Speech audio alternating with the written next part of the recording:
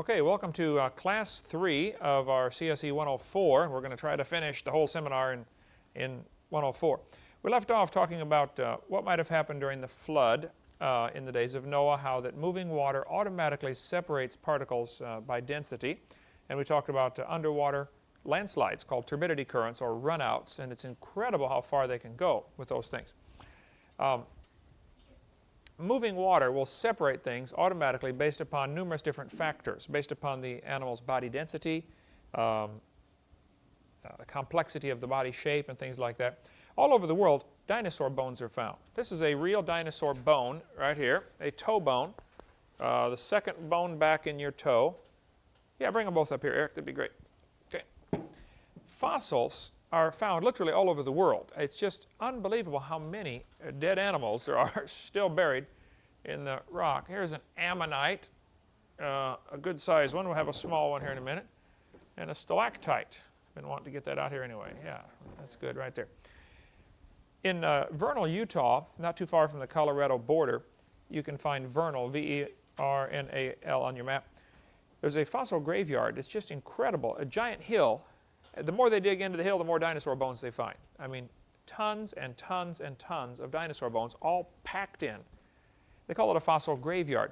Those are extremely common, believe it or not. They're found dozens, if not hundreds of places around the world. You find fossil graveyards. This one, I want you to notice the backbone of the creature. There's no head, no tail, no limbs, no arms, and no teeth marks.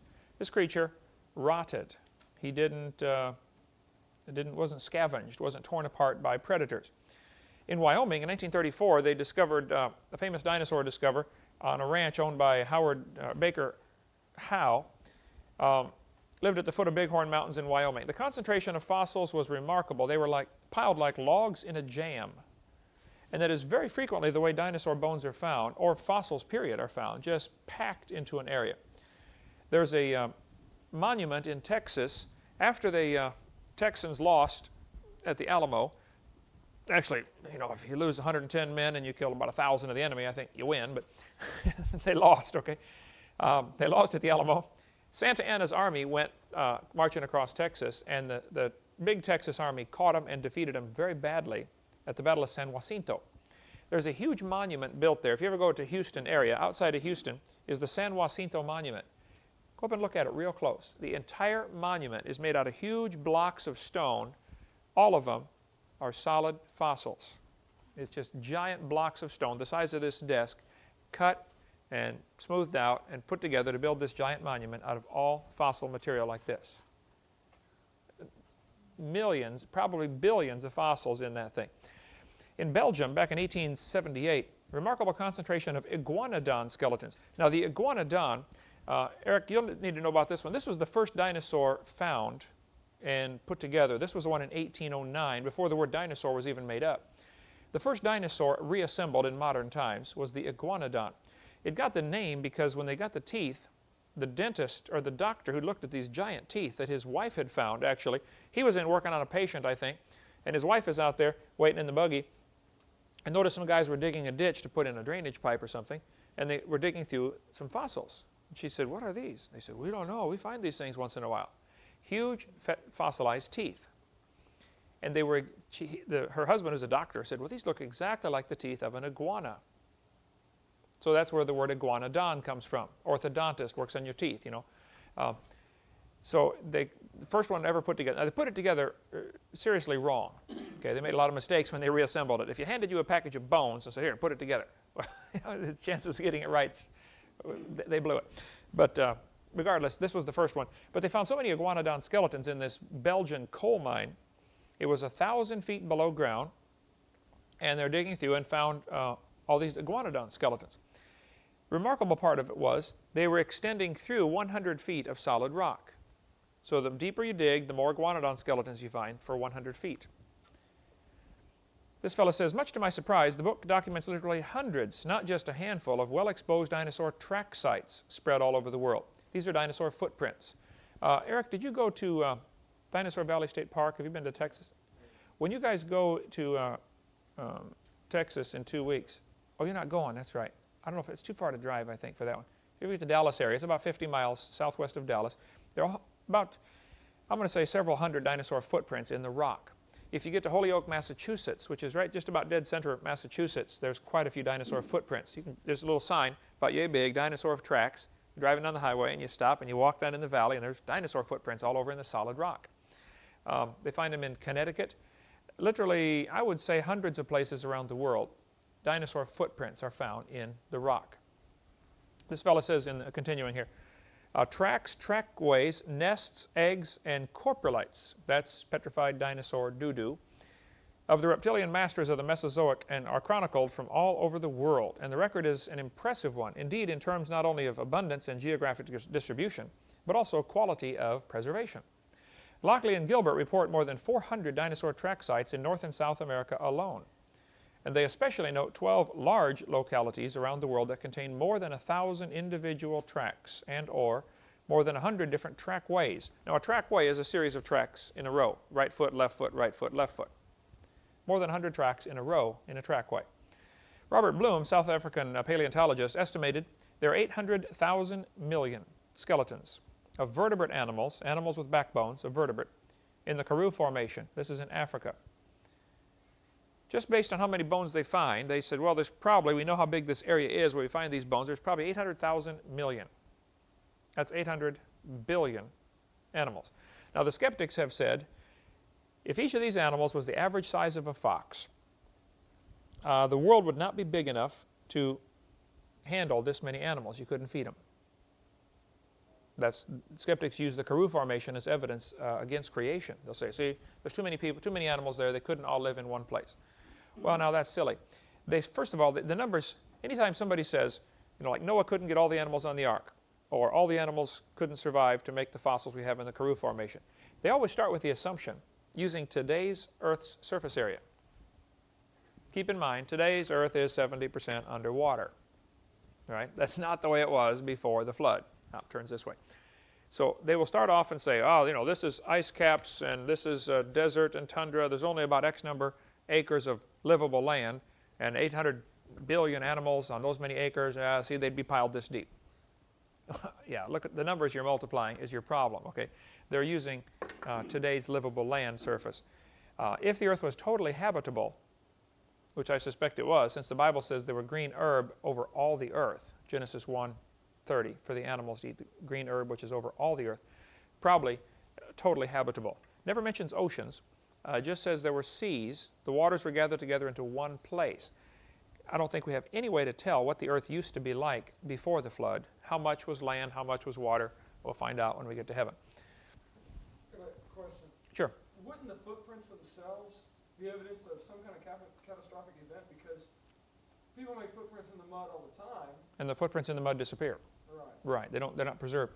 The Do only way, evolutionists have anything to say about that? not only footprints, but extremely delicate creatures are found fossilized. Jellyfish, sand dollars, ammonites.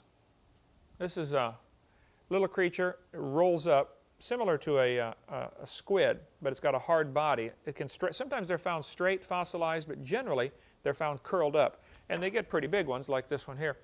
I saw one that came from Texas. Of course, everything's bigger in Texas.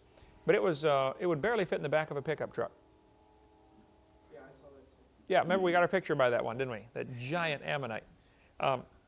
Remember in South Dakota, we were up there and found all the fossil shark's teeth out there looking in the field, about 500 of them in 30 minutes. Little tiny shark's teeth.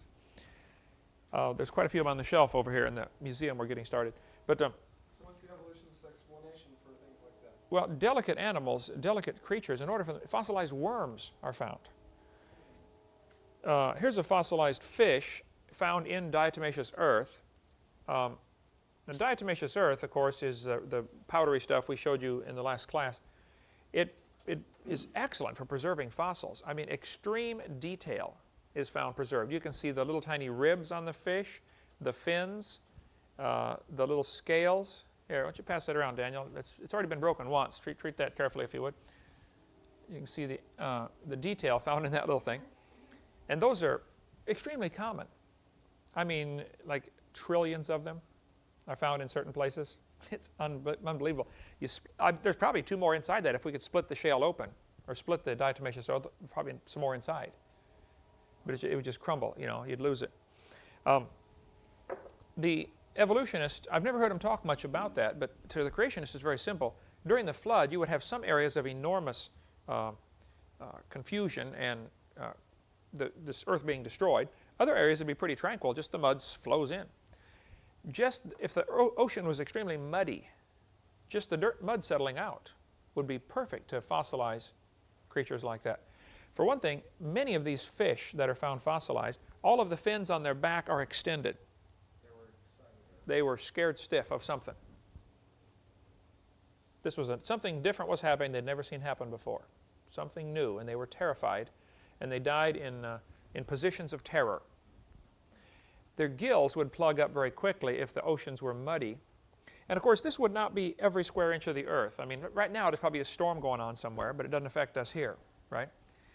So one atheist said, well, if it was turbulent water every place, how did any fish survive? Well, duh, okay, it wasn't turbulent water every place. Just probably certain areas would be, especially along the splits where the ocean floor would split open with the Mid-Atlantic Ridge or the San Andreas Fault in California. Those areas, probably within a few hundred miles of those areas, would be extremely turbulent and everything would die. But there'd be other areas where it wasn't that way. You only got to get 2 fish to survive someplace on the earth. Up in Canada, this is Canadian National Geographic, shows the fall 99 edition from Creation Illustrated is where the picture came from, but shows a petrified, not even petrified, sometimes just preserved, fossilized, preserved redwood tree stumps. Huge redwood trees were growing on Axel Island. Now, Axel Island is real close to the North Pole. Redwood trees don't grow very many places in the world. Okay, I think California and maybe southern Oregon is the only place where they grow, where they're found still alive, native. Remember we went out there and drove all the way through the redwood forest and stopped and saw those enormous trees. You can't imagine not only how huge the trees are, but how close they are together. When you guys were there, did you see them? In a room this size, there would be 4 of them growing. And they're each 9-foot diameter. You know? Here they are, Axel Island, you can see on the map there, is about as far north in Canada as you can get. And there on Axel Island, there are petrified trees. Well, if you go to Axel Island today, there are no trees. There is nothing. Just barren landscape, lots of nothing. See, these things had to be buried and preserved very quickly, and petrification can happen very rapidly. There are scores of examples we can give you of how quickly things can petrify in less than 100 years. This is a piece of petrified wood. Actually, this is probably some type of reed.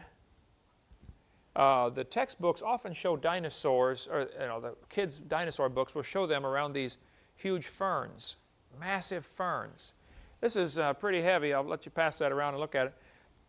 If you want to grab that, Daniel.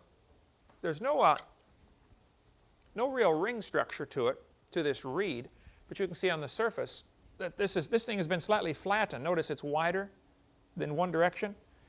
This thing would have been squeezed like asparagus, sort of like a giant asparagus basically is what that would be, something similar to that. So it's squeezed in one direction, flattened out, holds whole huge areas of this, and then fossilized in the oval shape. Here's a petrified mammoth tooth. Now usually when they dig up mammoth teeth, or any fossilized bones for that matter, very frequently exposure to the oxygen starts the crumbling process. They begin to decay. Do we have that white one that's half decayed? Check behind the screen there if you would. You know what I'm talking about, the mammoth tooth where it's half gone? I don't know if we brought that out yet. We're just setting up our museum. This, oh yeah, there we go. This is one that was not coated to protect it in time, and so it began to crumble and began to decay. So this was another mammoth tooth. There's quite a few shells and rocks and different various assorted things stuck to it from it's called the matrix, the rock that it was in. Here, I'm going to pass those around. That's a real piece of a mammoth tooth, and here's the other one, the whole one. We also have a baby mammoth tooth there, if you can grab that, son. Here's on the screen is a petrified water wheel. No, it's on a little wooden stand, a little wooden block, and it's kind of stuck to it. Right. This is about half, then, of a baby mammoth tooth. And it was coated with a varnish right away so it wouldn't crumble from oxygen getting to it. That's a gastric stone. Some dinosaurs would eat rocks in order to chew up their food, like chickens do, you know, have a crop. Dinosaurs did that. And those are often real smooth, rounded off stones. No, that's not out here yet.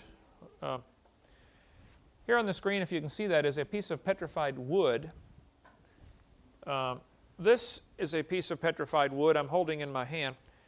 Let me explain the process of how it works. You can see one side's been cut and polished, and you can see the grain pattern, just like, you know, a piece of wood you'd make furniture out of.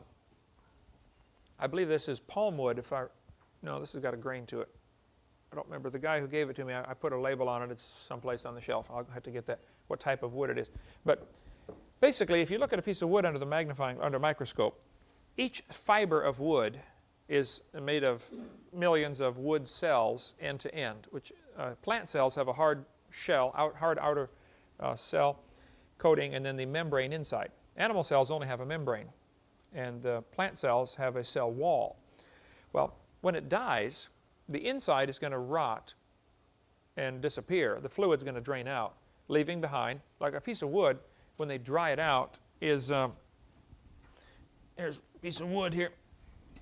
The fibers in the piece of wood, if you look at it under a magnifying glass or a microscope, are actually like long tubes because the ends fall out, and so this soaks minerals into it.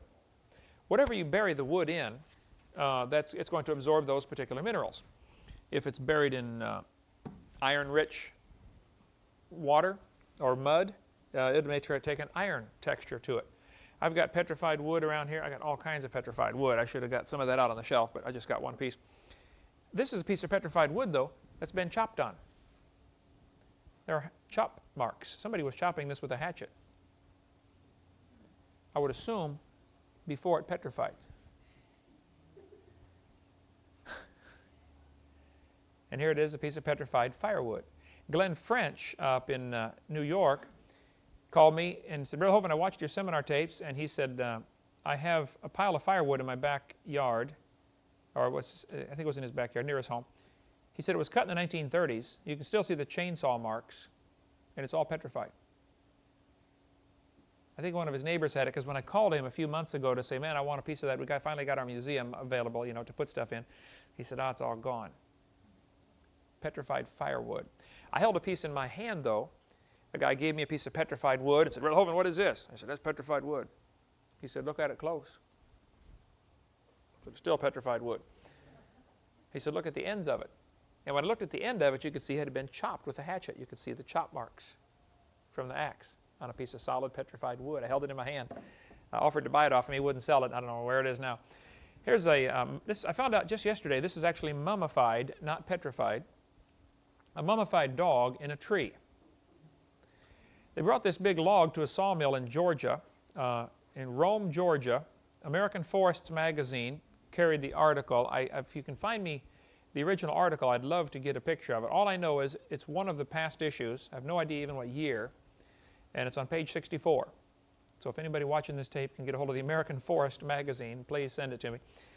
David Royal from Rome, Georgia took the photo, and I called, and there's about 19 David Royals in Georgia, and I've called almost all of them. And there ain't none of them that I've talked to so far, so I'd love to meet them. But they're bringing this huge truckload of logs to the sawmill to cut it up for wood. Inside one of them was a mummified dog. Apparently had chased a coon up the tree and got stuck. That's the best thing we can figure out. He's still there. But I just found out Marlissa chased it down yesterday. The dog, the log and the dog are in in Georgia someplace. It's at not a museum, but it hasn't been destroyed yet. I'd love to buy it for our museum here. Here's a petrified fish giving birth. Fossilized in the act of giving birth. Now these are, believe it or not, an extremely common fossil. Thousands of these have been found. There's a couple of theories of what caused this. Some say the fish was pregnant and within a certain time period, a few weeks or months of giving birth, and just the pressure squeezed the baby out after it died. Just the pressure of all the rock and mud and sand and gravel or whatever. Or it might have actually been fossilized, you know, in the process of giving birth. This would have to be buried quickly, obviously. It doesn't take millions of years to give birth. And then fossilized in such incredible detail. I mean, you could see almost hair-like structures fossilized. So petrification takes very little time, actually. Here's a petrified cowboy boot with the cowboy's leg still in it. This was taken to the boot manufacturer. Let me just read you the details on this. Petrified cowboy leg. You can see the picture of it. I've got it in my suitcase. I carry it around with me, one of the posters I put out. You don't have one of those, do you? You got a picture of it, right? A picture of it. Yeah, I don't have the cowboy boot. I'd love to get it. Bible.ca for Canada /tracks, Tracks. Now, there's several things about Bible doctrine I disagree with this website on. Okay, we could argue on what they teach. You know, I think their Bible doctrine is off in a few areas, but still, they got fascinating stuff on things petrifying. Petrified cowboy leg found in Dry Creek bed near West Texas town of Iran, about 1980, by Mr. Jerry Stone, employee of Corvette Oil Company. The bones of the partial leg and foot within the boot were revealed by an elaborate set of CT scans, CAT scans, performed at Harris Methodist Hospital in Bedford, Texas, July 1997. The radiologic technician was Evelyn Americas, AART, American Association of Radiological Technicians. A complete set of these scans remains with the boot at the Creation Evidence Museum in Glen Rose, Texas. Carl Baugh has it. The company that, they found out the company that made the boot. And they said, oh yeah, we use this stitching pattern, and they're looking at this boot, you know, in the 1950 to 53, somewhere in that range. So who knows the story behind it? Cowboy's leg got torn off or shot off or something. Or he's Jimmy Hoffa. This is part of him they found in Texas, and part of him is in New York, and whatever. About a couple of months ago, I guess last year, a guy sent me a picture. He said, Mr. Hovind, some friends of mine, their daughter, Katie Crane, a high school student, dug up this hammer in their yard a few weeks ago. Don't know how long it was buried, but the houses on their lot are less than 40 years old. The area was used as a Marine camp during World War II. It appears that the handle has petrified in this time. It is a hollow handle with a steel pin running up to the head. If you're interested in a higher resolution picture, let me know. Aloha. This was found in Hawaii. Here's a petrified hat found in New Zealand. This is a felt hat, you know, like, I don't know if we have any felt hats around here. Cowboy hats. Cowboy hats are felt hats, you know, which is actually pressed wool. This is a fossilized crayon. I brought it in so you can see it. Missionary to Arizona, in Sanders, Arizona, missionary family, the Wilsons. Randall Wilson sent me this petrified crayon. I mean, it is a rock. And you can see it's very obviously a crayon. Some kid was writing with it. The end of it's flattened out. Like, pass that around, Daniel. Everybody can see the petrified crayon. He said, I have sent this fossilized crayon to hopefully help you. I found it in Sanders, Arizona. This is in northeast Arizona. We live in a very dry climate. I found it in a fossilized area. Your friend, Randall. So there you go, a piece of fossilized crayon. Try to scratch it. I mean, it's, or better yet, try to write with it. Turn to stone. I talked to Robert Brazil in Wisconsin, who has a petrified pin cushion. Pin cushion with several pins in it. The thing has turned to stone. They sent me some pictures of it. The pictures were just not, you couldn't tell what it was from the pictures. He said, it's one of those things, you got to hold it in your hand. Interesting story here. In Tennessee, back in 1881, a doctor died, and so they buried him. A good thing to do. 14 years later, Grandma died. They're going to bury her. When they dug the hole next to Grandpa, water soaked into the hole. And they said, oh, we don't want to bury her where there's water. So they moved on the other side and dug a hole. Water soaked in. So they buried Grandma somewhere else. The grandkids got worried about Grandpa being buried in the water, and so they dug him up. He'd been in the ground for 14 years. Here's the story. Let's see. The most intriguing of these clay replica, this is at a museum, a walk-through tour they have there at this place in Tennessee. a clay replica of the petrified man. An article published in 1897 issue of Upper Cumberland News tells how this amazing discovery was made. According to the article, a prominent resident of the town, Dr. William Davidson, had died and was buried some 14 years prior to the death and burial of his wife, Minerva. When her grave was dug beside his, it was discovered that a stream of water had entered the first grave, passed through the coffin from head to foot and on out.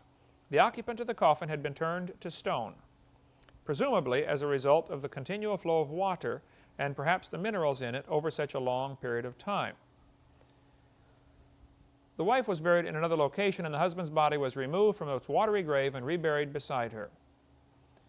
A descendant of the petrified man will be at the museum to talk with visitors as they view the sculpture, which was created by Gainsborough artist Mary Larson and one of her students, Joseph West. I read more on this. Let's see if I have the article here in front of me. The arms had rotted off, but the rest of the body had petrified in 14 years. 1960, this is an interesting story here. A 62-year-old widow in São Paulo, Brazil, didn't have the faintest idea what was causing the pain on the right side of her stomach. So she went to the doctor's office, where x-rays revealed quite a surprise: a perfectly formed, petrified skeleton of a fetus inside of her. Petrified baby's skeleton, 20 inches long. Here's the story. I hear. It's an extremely rare case. Said the Dr. Jose, whatever, chief obstetrician at the hospital in this place, however you pronounce that, in São Paulo, 1,700 miles from São Paulo. The fetus had been inside her body near the intestines for at least 15 years, which was, when she said, was the last time she had sexual relations. Mr. Nito said by phone. I was shocked when I was told I had been pregnant for so long, because during all this time my belly never swelled. The widow, Antonetta Hilario, told the newspaper on Wednesday.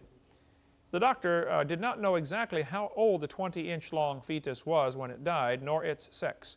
We should be able to determine these things when we remove the fetus surgically. It does appear, however, that the baby was about to be born when it died inside its mother's body.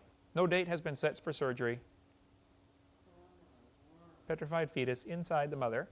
Website www.s-t.com/daily/0496 04-96/04-05/96/Z-people HTM. Don't know. Strange things found out there. 20 inches long and you didn't know you were pregnant? I've seen some pretty big Mexican women that might... seen some big American women too that wouldn't know, so who knows. Students are being taught now that each layer of the rock is a different age, the geologic column, which doesn't exist anywhere in the world, okay? And they're taught that the fossils tell you which era it's from. If you find reptiles, this is the age of reptiles. Or if it's in fish, this is the fish age, or the chalk age, Cretaceous. That's what all these words are, Cretaceous and all that kind of stuff. The layers, first of all, the fossils are not well sorted like the textbook teaches. By the time it ends up in your textbook, they show, all the dinosaurs in one layer. Well, that's just flat not the way it is, okay? But even if it were, that wouldn't prove anything. This David Ropp, who's a curator at the American Museum of Natural History in New York, a strong believer in evolution, by the way, Ropp says, one of the ironies of the creation-evolution debate is that the creationists have accepted the mistaken notion that the fossil's record shows a detailed and orderly progression. Here's an evolutionist admitting the fossil record does not show an orderly progression from simple to complex. So what some creationists have done, they have said, well, the fossil record is simple on the bottom and complex on the top, and we can explain how it happened. I think we can explain how it happened, and I will in a moment. But he's saying they're not always found that way. Sometimes the complex are on the bottom. And if the fossils are out of order, according to the evolutionary thinking, they've got a whole list of things they can call on to explain why they're out of order. A reversal. A huge section of land the size of Washington State flipped over. Oh yeah, that happens all the time, For instance, the Matterhorn, the famous mountain in Switzerland, that goes up like this and then it comes out and then goes back up. Makes it really tough to climb. The Matterhorn is reversed where the older layers are on top of the younger layers. Chief Mountain, Montana, same way. What they say are the oldest layers are on top of the youngest layers. Well, now, how did that happen? Of course, the evolutionist, undaunted, will say, well, there was an overthrust. You see, you got the oldest at the bottom and the youngest on top. Okay. And then the section of land broke and it slid up over the top. So we ended up with the oldest on top of the youngest. It's called an overthrust. Trouble is, this overthrust is like, I don't forget how many thousand square miles. You know, don't you think if a few thousand square miles of the crust of the earth was sliding over the other part, don't you think you'd be able to see some rubbing in between? Yeah. It would break up, obviously. The friction would be enormous, okay? And it would create a section of rock called breccia, just crunched rock, you know. Slide a chunk of concrete over another chunk of concrete. Just drag it with a tractor just a few feet and see what happens, okay? And here this thing supposedly slid like 100 miles and left no evidence. This is just flat dreaming. But the name and age of the layer is determined by the fossils it contains. This fellow, Niles Eldredge, who also believes in evolution, said, this poses something of a problem. If we date the rocks by the fossils, how can we then turn around and talk about patterns of evolutionary change through time in the fossils? See, the rocks are dated by the fossils, and the fossils, of course, are dated by the rock layers. We've been through that before, and that's simply silly, okay? Moving water will automatically separate particles based upon their density, based upon a lot of different factors. The textbooks often say clams are found at the bottom of the so-called geologic column because clams evolved first. And birds are found at the top, and they say, see, that's proof birds evolved last. Well, duh, there might be another explanation for this. Maybe clams are found at the bottom because they're already at the bottom when the flood starts. Wouldn't they be the first ones buried? They're sorted based on their habitat. You know, maybe birds are found on top of the geologic column because birds are the last ones to drown in a flood. Right? Fly around until you run out of gas. Maybe they're sorted based upon their intelligence. As far as we can figure out, you know, clams aren't too bright. Maybe they're sorted based upon their mobility. Clams can't run very fast. Maybe they're sorted based upon their body density. You know, clam shells are a little heavier than bird feathers. So the sorting, there is a little bit of sorting, but it's not necessarily due to evolution. You know, how fast was that calf going? Anyway, there might be two ways to look at this. Okay, if you find all the reptiles in one layer, that doesn't lead you to conclude that all the reptiles evolved at the same time. You might conclude that reptiles have a similar body density, so they get buried in a flood in the same layers with the liquefaction phenomenon. Let's take a little break. When we come back, we're going to talk about liquefaction. This is a fascinating thing to discuss, and Walt Brown has a great section on this in his book, In the Beginning, which is, I highly recommend that book. So we'll talk about that when we get back after the break.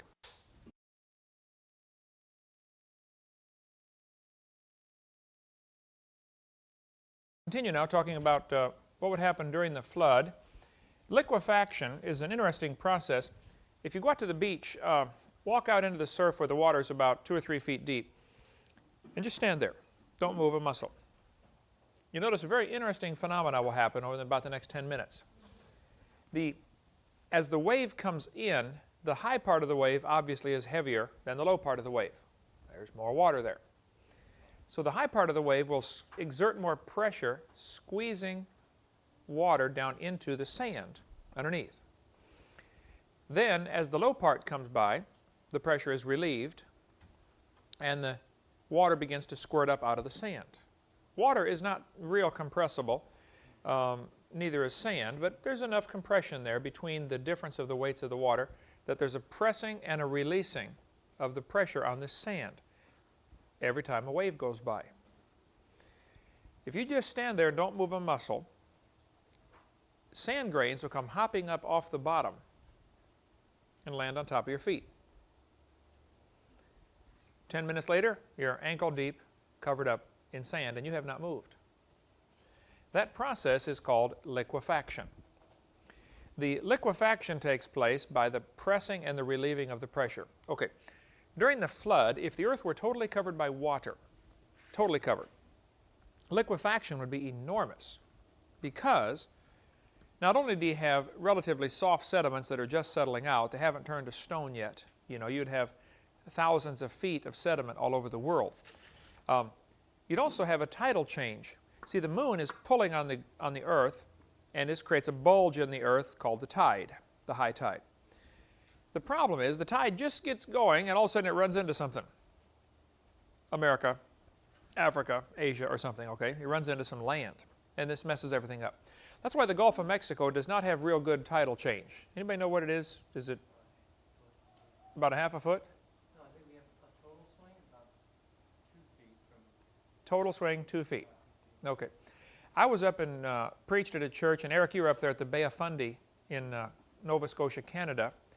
Just the way it works, if you had a pan of water, and I want you to tip it up and pour it toward one corner. As the water, you might only lift it up a ½ inch, but as the water goes rushing toward that one corner, it comes up 5 inches. It's all focused in that one spot. The Bay of Fundy works like that. Just it happens to be in the right spot, and so does Anchorage, Alaska. The channel is just right, where all of a sudden the tide rushes into that one place. And in the Bay of Fundy, the greatest tidal change they've ever had is 103 feet. Low tide to high tide, 103-foot difference. That was during what's called spring tide, where the moon and the sun line up. If the moon is pulling on the earth and the sun is canceling out part of it 90 degrees, it's not as high. That's called neap tide. Who cares? Okay. I think Bay of Fundy averages about a 50-foot tidal change. I mean, every 6.5 hours, or whatever their cycle is. It would be every 6 hours and 25 minutes regularly if it weren't for the fact that the Earth's surface has all these continents in the way to mess up things. If it was just all water, the tides would get into a rhythm, and it would go every 6 hours and 25 minutes. High tide, then low tide. See, the Earth turns once a day. Oh, this way. So it would be every 6 hours. You'd have a high tide, low tide, high tide, low tide, high tide. So it would be just real nice every 6 hours you could tell, you know, when the high tide was going to be, or low tide. The problem is, while the Earth is turning, the moon is also moving. That's why you get the 6 hours and 25 minutes, because during that 6 hours it has moved 25 minutes worth.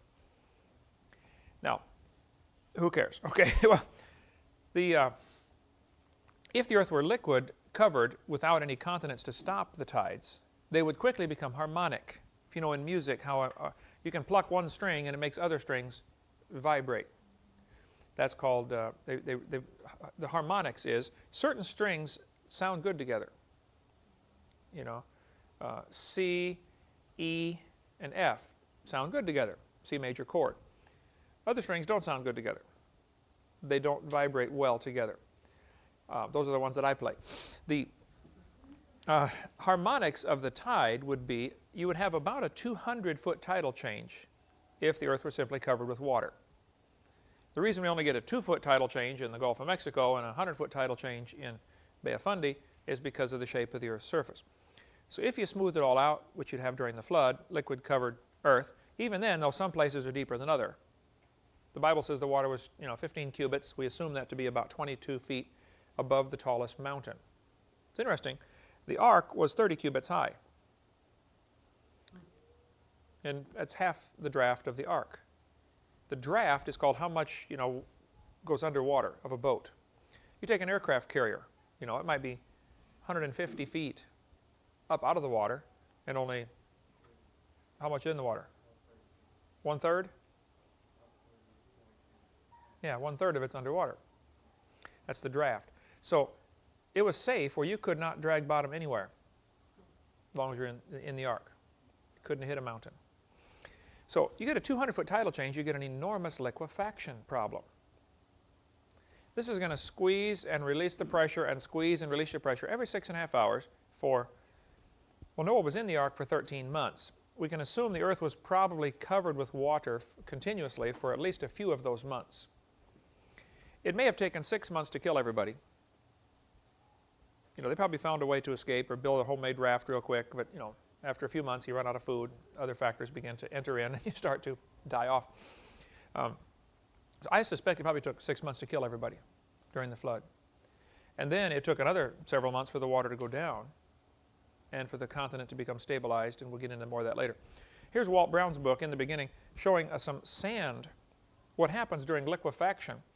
A plume, you have a layer of sand, and then more rock gets layered on top, and all of a sudden the pressure exerts, squirts the sand up through one place, and you get a massive sand plume, sometimes as big as Pensacola.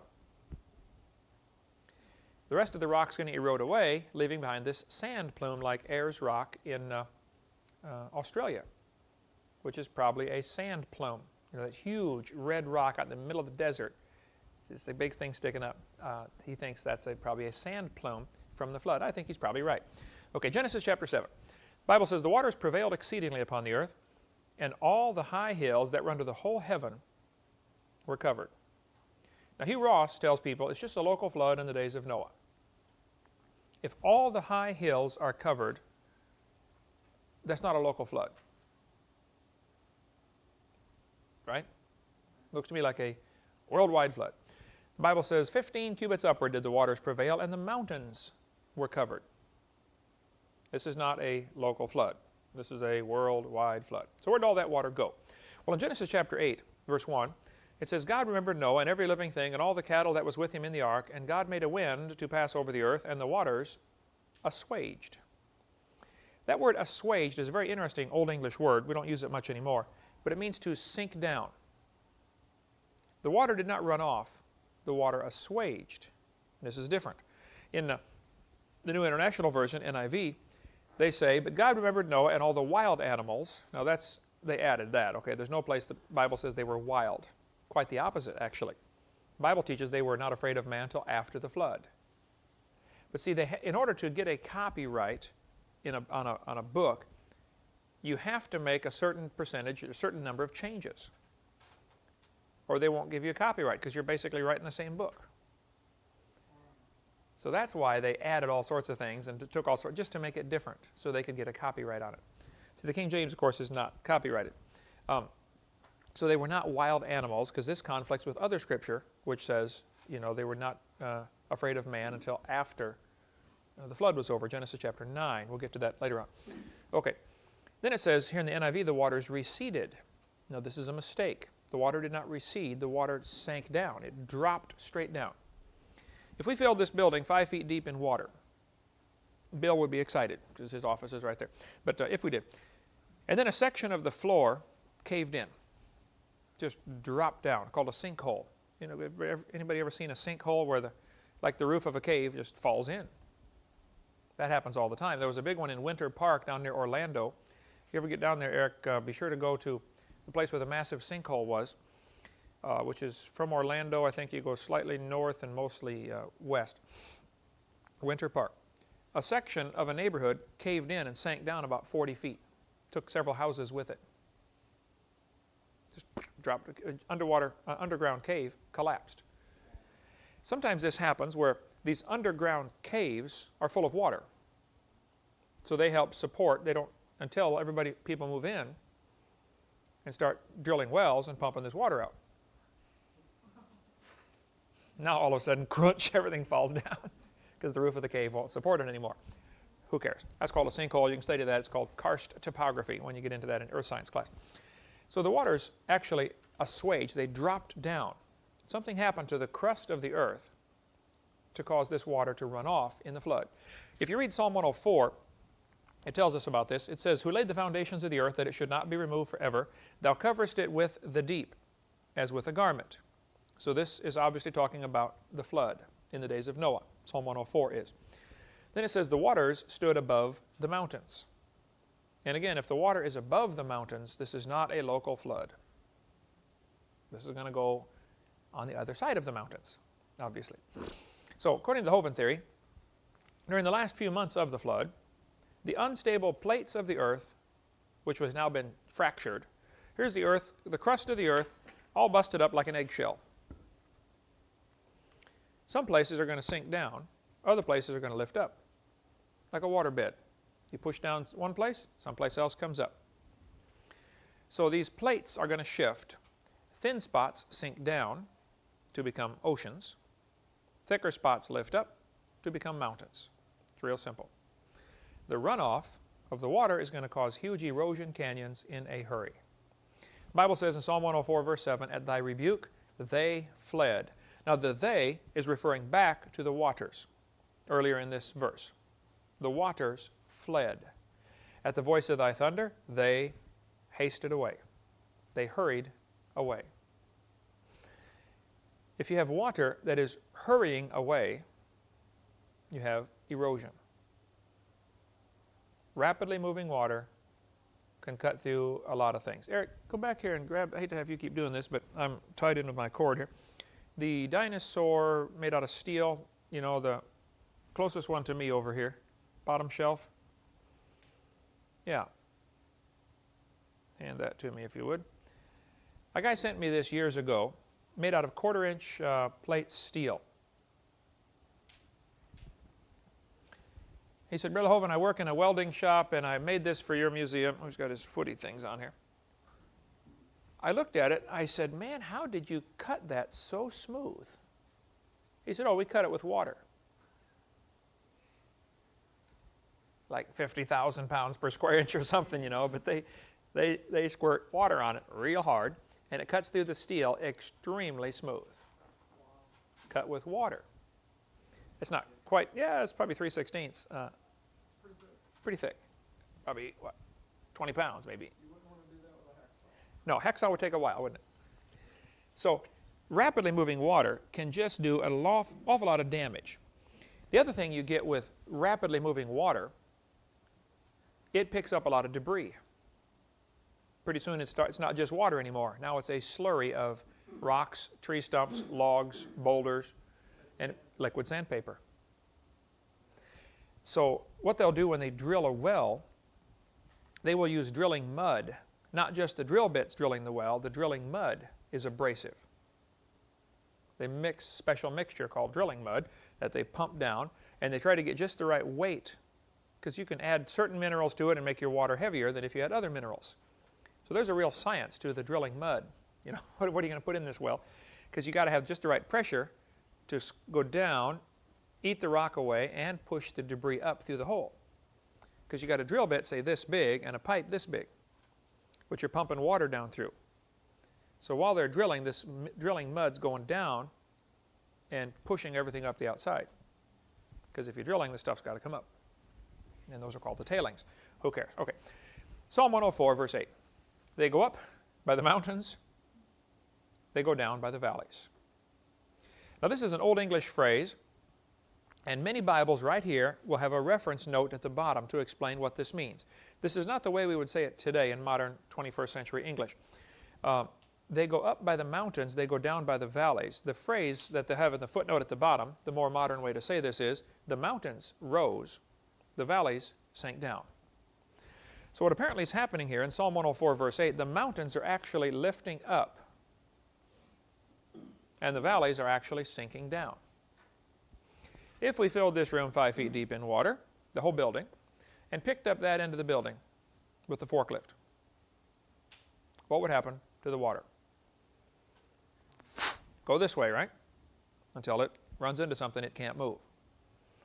Well, if you lift up a section of the earth as big as the United States and tilt it, you don't have to tilt it very far.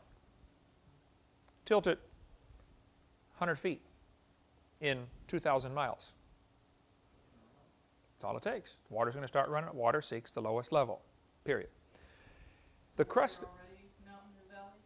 There were already some mountains and valleys. Well, the Bible doesn't mention mountains. It mentions hills, high hills. But then during the flood, it says the mountains were covered. So a lot of people think most of the mountain ranges were formed during the flood because of numerous different factors. For one thing, if you had water under the crust of the earth that is jetting to the surface, once all this water shoots to the surface, it collapses. The rock collapses like a sinkhole, only a big one. But it's not going to sink evenly. It may sink and wrinkle up like a raisin. As sections as big as Texas collapse, it may collapse unevenly, causing rolling hills. All sorts of features can be formed in that one-year flood. If you're willing to understand what's going on, the water from underneath is coming to the surface, going to end up on top. Some of it's going to stay trapped and is still there. Some of the water is going to be shooting sideways under this crust, between this basalt and crust of overlying rock. If it's leaving over here, from here it's shooting this way, causing earthquakes, just the water moving. Lots of strange things can happen in this type scenario.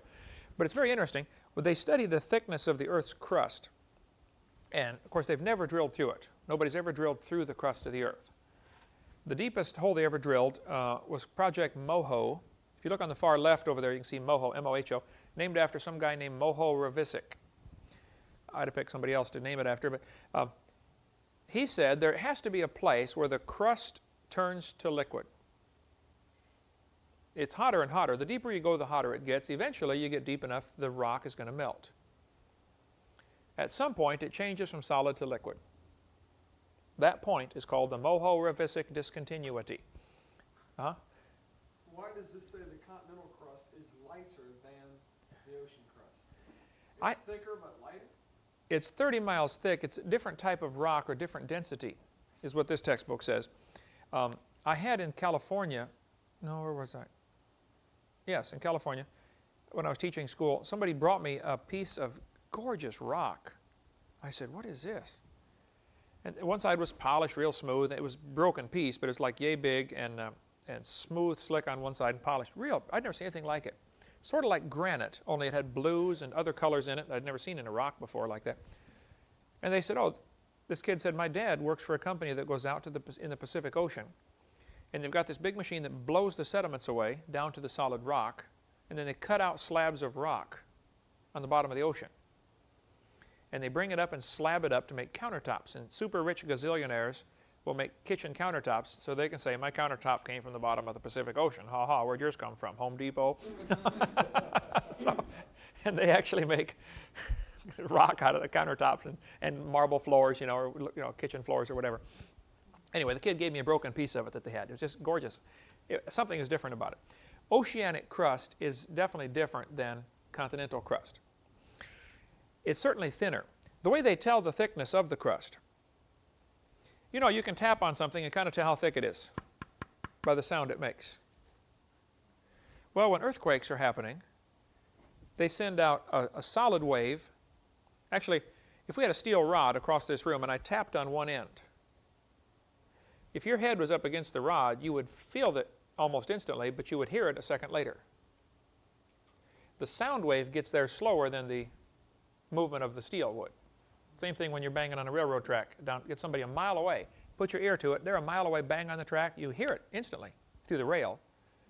You hear it 5 seconds later through the air. Okay. By setting up a seismograph meters all over the world, they can tell where the earthquake was by judging, okay, it took 18 seconds to get to Tokyo, it took 14 seconds to get to Houston, it took 9 seconds to get to Seattle, and they happen right there. It's really amazing how they do that, and they're extremely accurate. Okay, that's not the question. What happens, though, is through the crust of the Earth, the sound wave travels a different speed than it does through the center of the Earth. They're called, there's 3 different ones, S waves, P waves, and L waves, I think. It's been a long time since I studied that, but since I taught that. By measuring these types of waves and how long the sound takes to get, let's say there's an earthquake in San Francisco, okay? How long does it take the S wave to get to Tokyo? And how long does it take the P wave to get to Tokyo? Because the P wave, they assume, is going to go through the center. Or L, or one of the waves, goes through the liquid part. The other part travels around the crust. By putting together all these bits of data in very complex formulas, they've decided they pretty much know the thickness of the crust of the Earth. And I think they're right. Continental crust is 20 to 30 miles thick. Would be a good quiz question. How thick is continental crust? Oceanic crust averages 3 to 5 miles thick. Knowing that oceanic crust is thinner, they decided to try to drill down through the ocean floor to find the Moho-Ravisic discontinuity. They were going to drill a hole in the ocean, which is tough to do. I mean, where do you park your drilling rig? You got to park it on boats, which means they're going to go up and down with the tide. And they're going to move around. So It's a little tougher to park and drill a hole in the ocean floor, but they do that all the time. Anyway, they drilled down quite a ways, never could get through the solid part. And so it's only 5 miles. Well, you drill a hole 5 miles deep. 20 feet at a time. 20 feet at a time, or whatever they do, 60 feet or 90 feet with their drilling rigs. So they never did. The project was called Project Moho. They spent buku bucks trying to drill a hole to find the moho. Never did find it. Some heathen in California started the rumor that the Russians had drilled a hole 9 miles deep or something, you know, I forget what the number was, and they dropped a microphone down and could hear voices from hell. He made up the whole story, and the Christians spread that around like crazy. I mean, the people, everybody's getting emails. Did you hear they heard voices from hell? You know, oh, just to see how stupid Christians were, they spread this rumor all over the place, you know. That type of stuff circulates all the time. Oceanic crust is certainly thinner than continental crust. That's the point. Nobody argues with that. That might also indicate this had something to do with the flood. The Bible says the mountains lifted up, the valleys sank down. Well, where's going to be the weakest place? 3 miles of rock or 30 miles of rock? 3 miles. That's the place that's going to sink down. So maybe that's why they're the oceans. 30 miles thick under the continents, 3 to 5 miles under the oceans. Nobody argues with that I'm aware of. Okay. And the earth is certainly broken up into plates, and almost all volcanic activity and earthquake activity is along these cracks. They're still moving. There's a ring around the Pacific Ocean, it's called the Ring of Fire, where there are many earthquakes and volcanoes right through Japan, right up here through South America, right up the coast of California, San Andreas Fault, right across Alaska.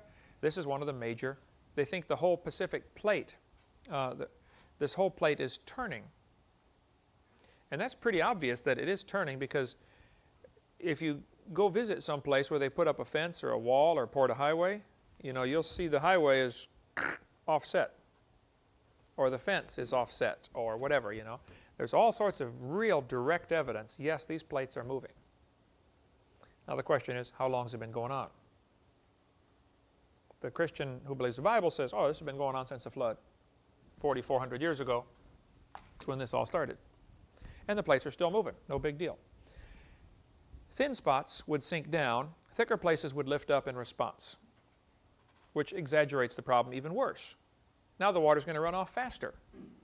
It may start off running off real slow, and then as more weight gets over here, it accelerates, okay? And you get different types of erosion in the same area. So the mountains lifted up, the water's rushed off, and the erosion would be very rapid. I just flew over Idaho, coming from Spokane, Washington to Salt Lake, and I was at the window in the airplane with the camera, videotaping all sorts of things. It looks just like somebody left the water running. Enormous erosion marks up there. When you guys flew from California, you've flown back here, haven't you? You've never flown from California? Yeah. You drove one time, okay, you can't see it from the ground too well, but from the air you can really see this erosion, water runoff. And you can just sit and stare out the window for hours thinking, man, there was a flood. All over the world there's evidence of this massive flood. This is Slick Rock in Arizona. Gorgeous rock formations. Had to be formed very rapidly, I believe, because of this flood. So there's just lots of water erosion. Here's a Bryce Canyon with these little things sticking up all over the place, little piles of rock. Here's a picture of an ancient shoreline. Photo of evidence of millions of years of erosion near an ancient shoreline. I took this picture myself September in the year 2000. You can see these pillars of rock sticking up just like Bryce Canyon. Millions of years of erosion. Oh, there's my sunglasses. This was a pile of dirt we had out here. Remember when we filled this hole in? It used to be the pond. It rained on it. After one rainstorm, it left behind a miniature version of Bryce Canyon. I said, Brian, I want you to bring the camera down here. I want you to take a picture of the dirt. Brian said, okay, Brother Hovind. He said, for 10 minutes I'm taking pictures of this dirt thinking, why am I taking pictures of this dirt? Then he said, I saw what you did with it and put it together for Bryce Canyon and all this stuff. And he said, man, it's exactly the same. There's my ink pen sitting on top of some of these little piles of rock. You go drive out to any of the canyons out west, and you'll see these things sticking straight up called a butte. You know, you see John Wayne riding around in the, in the movies in the west, and there's, the prairie, and then this piled up and then flat on top. Mesa or butte. It depends how the bigger ones are called different names. Okay, there's a mesa, a butte, a tableland is one of them if they're real big. The flood did that. There's my moped parked next to the pile of dirt we took all these pictures on, right out here, 50 feet behind this building. You can get a pile of rock, sand, gravel, mud, mix it all together in a big pile. Take a hose, sprinkle water on top. You can make just about every feature you find on Earth in about 10 minutes. Make it in miniature form. Real rapidly. Millions of years of erosion along a highway built a few months ago. Mike was with me. Mike and I stopped. I think it was Mike. We stopped and took pictures of us standing by this erosion. They just finished the highway and didn't get the grass planted along the side in time. And it just made enormous erosion marks after 1 or 2 good rainstorms. Remember when we used to ride the motorcycles over in the clay pits up here past the railroad tracks? There was that road going out to whatever that street is over here, just half a mile. Now it's a canyon 30 feet deep. And since we've been here. I showed you the pictures, didn't I, of in Georgia, Georgia's Little Grand Canyon? Yes, you did. That's incredible. They think what happened about 1810, 1820, some settler built a lean-to or a shed, and there's no gutter on it. Water ran off and hit the edge and started a little erosion, a little gully. It's now a state park. Hundreds and hundreds of acres have been destroyed. This canyon just keeps growing and growing and growing. There are now 9 canyons running into this one main channel. Probably all started by this farmer building his little hut on this. It's a hilly area. He's built up on top of the hill, and the water started cutting a channel. I've got all kinds of pictures of it. We're going to set up a display in here of that, the Little Grand Canyon of Georgia, south of Columbus, Georgia. I forget the name of the town now, but just look on a map, Little Grand Canyon, it's on all the maps. So I think the erosion is best explained by the flood. Last week I was in Spokane, Washington. I did not get time to go over and see it, but I do have lots of pictures of Dry Falls, Washington. Go to Spokane and go west about 60 miles to the town of Coulee City, between Coulee City and Moses Lake on Interstate 90. You will find Dry Falls, Washington. This is the largest waterfall in the world, and there's no water going over it. They said at one time it had more water going over it. They can tell by the erosion marks. There was more water going over that waterfall than all of the rivers in the world combined. Whoa. Sounds like a flood. Sounds like a flood. Apparently there was probably an ice dam blocking the huge lake or something. There was a massive lake that all drained over here at one time. I would say this probably happened toward the end of the flood, or even a few years later, a few months later. As the ice is melting back, you would get enormous amounts of water all of a sudden gets released. Carved out this area in a hurry. Here's a flood washout in eastern Montana. So the rock is going to lift up, the water's going to rush off. One more thought here and we'll quit for the day.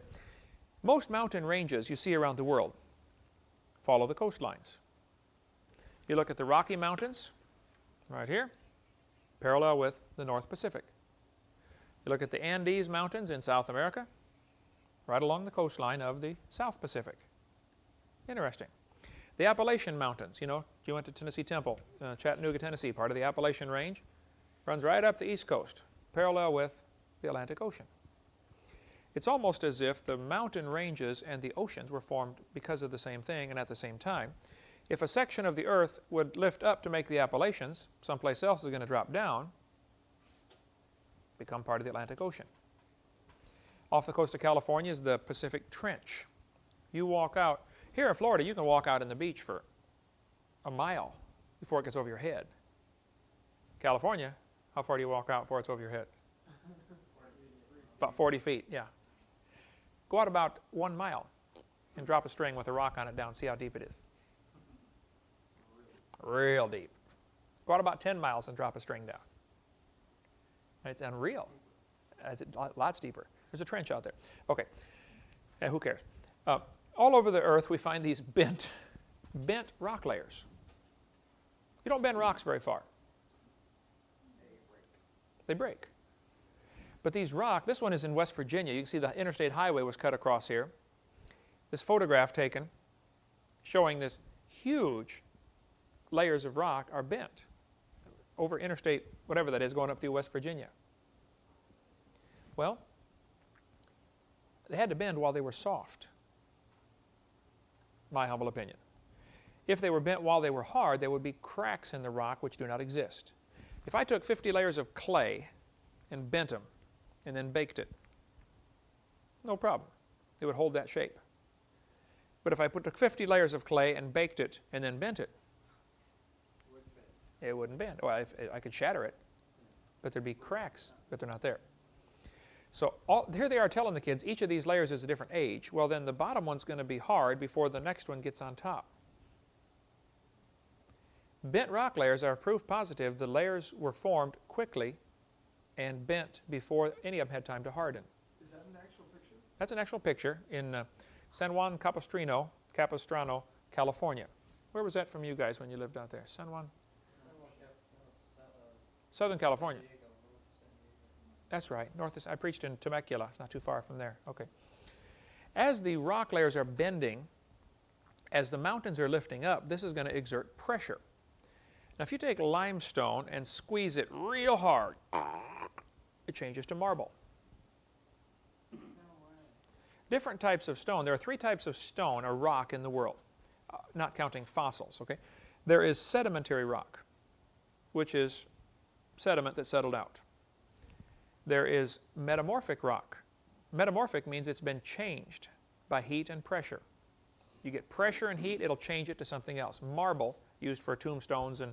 Is that like real dense rock then? Because of the heat and It changes the structure of the molecules. They line up differently. Then you have igneous rock. Igneous comes from a Latin word ignite. What kind of rock would be igneous? Volcanic rock, lava, stuff like that. Igneous rock. Those are the 3 basic categories of rocks: sedimentary, igneous, and metamorphic. Where are you most likely to find fossils? Sedimentary. You wouldn't find it in igneous rock. If there was anything in there, it got melted and recycled. Okay. So, after the flood, I believe the oceans were smaller than they are today. Continents were bigger, which means you could walk anywhere in the world. We'll get into that next week. What happened after the flood? Why do we have a continental shelf? Kind of interesting. How did they get to Australia? We'll cover that next week, all that stuff on the, what was it like after the flood, and continue with the Hovind theory, and get into about Mount St. Helens and what it did in Washington State, showing what one catastrophe can do in a hurry. Right? See you next week. Thank you. Welcome to class number 4 of our CSE 104, and we're going to take up where we left off last week, talking about the flood. What effects did this cause on the earth? We mentioned how that probably right after the flood was over, the oceans were actually smaller. This would expose enormous amounts of land that currently are underwater, called the continental shelf. I want you to look here at the map. Between England and the United States, or between England and Europe, is the English Channel. It's about 30 miles wide, and yet it's only about 150 feet deep, I believe, at the deepest point. 150 feet out of 30 miles, you realize that's nothing.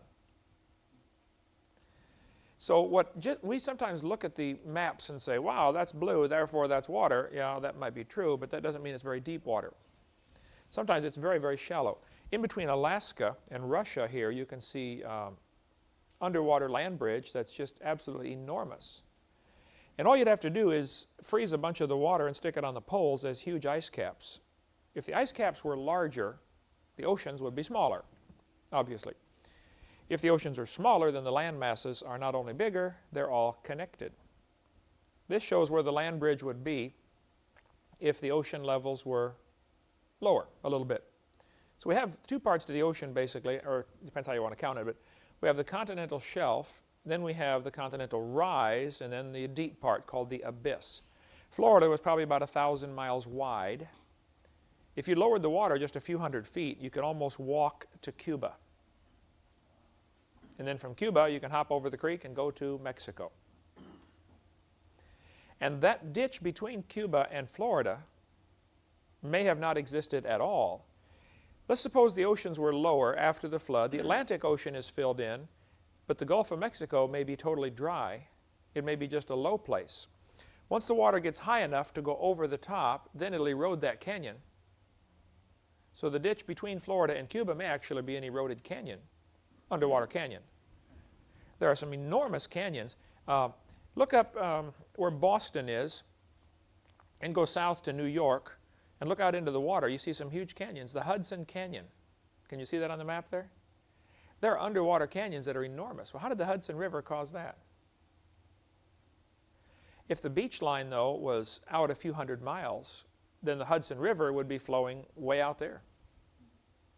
And as the river comes up, the old canyon becomes covered up, becomes part of the ocean. And then erosion becomes much more difficult.